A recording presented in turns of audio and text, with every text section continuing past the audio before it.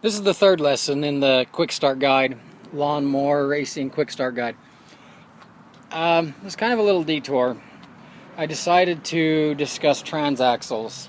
In the second lesson, I explained the difference between, well, the reasons to stay away from hydrostat, and I emphasized transaxles. So I'm going to go back a little bit. I also mentioned a walk-through mower. Now, this John Deere that I have down here, this is what's classified as a walk-through mower. And that's because of this lower spot right there in the middle where your feet could go. A non-walk-through mower, similar to this, more notably this Sears, has that. Now, the reason the walk-through are going to be a little bit more of a build is because you don't have the room right through here. This is where you are able to tuck your jack shaft and pulleys and stuff like that. They'll sit down in this cavity in here on top of the frame. When you have the walk-through issue, then it just adds a little bit more build to it because things have to be lower because of that walk-through piece. I have seen where people have built covers on a walk-through frame to stick the transmissions in or to put the jack shafts in. So, but that's the difference between a walk-through and a non-walk-through. What I want to talk about is transaxles. I've got 3 of the 4 here. I've got 2 of the Peerless, and you will find these quite readily available on the older machines, right before the hydrostat started taking over. These 2 are identical. This is an opened up one. And the reason you get more performance out of the transaxle is because of that right there. You have a gear set. So the gears can handle the loads, can handle the speeds. Now you've got to remember, you're taking a machine that come from the manufacturer and was designed to move around the yard at about 3 to 5 miles an hour. And you're now changing gear ratios, pushing all of the horsepower of the motor to the wheels, to the transaxle, and you're pushing speeds of 25 to 30 miles an hour. So that's why the hydrostats are really not the way to go, and yet locked up gears in a transmission can handle it. So this is a Peerless.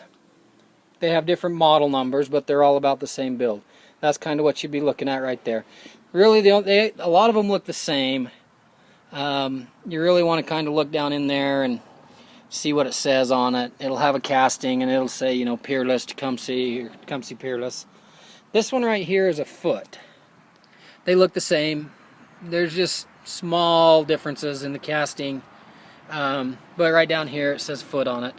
So foot are good too. Peerless, I would say, are probably the better. I've had better success with the Peerless than the foots. And the Dana Spicer, I don't have one. They look similar to the foot. I don't think that they did those very many years because you find more Peerless and foots than you do the others. Now, there's one other transaxle that comes on the MTD frames that I've been picking up and I've looked at. And I don't know who manufactures it. And it's this one right here.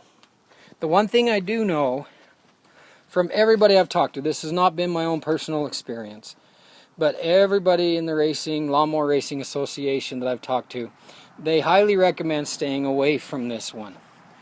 My understanding is right down in here is one great big huge gear, and it's not a really thick casting, and it just can't handle the speeds and the torque that you put it through when you're racing. Now, that doesn't mean it can't be done. I have talked with people that have ran them, but inevitably through the end of the conversation it was, yes, I broke it. They usually will break right across this back casting.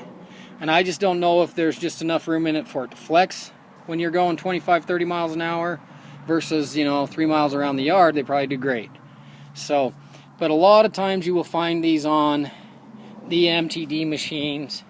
And that's something to, as you're looking for a machine, and you're once again trying to decide whether to buy one machine or the other, look at the transaxles. Transaxles themselves, if you go out to eBay or get online and try to find them, they're not cheap. So, but you can race with them.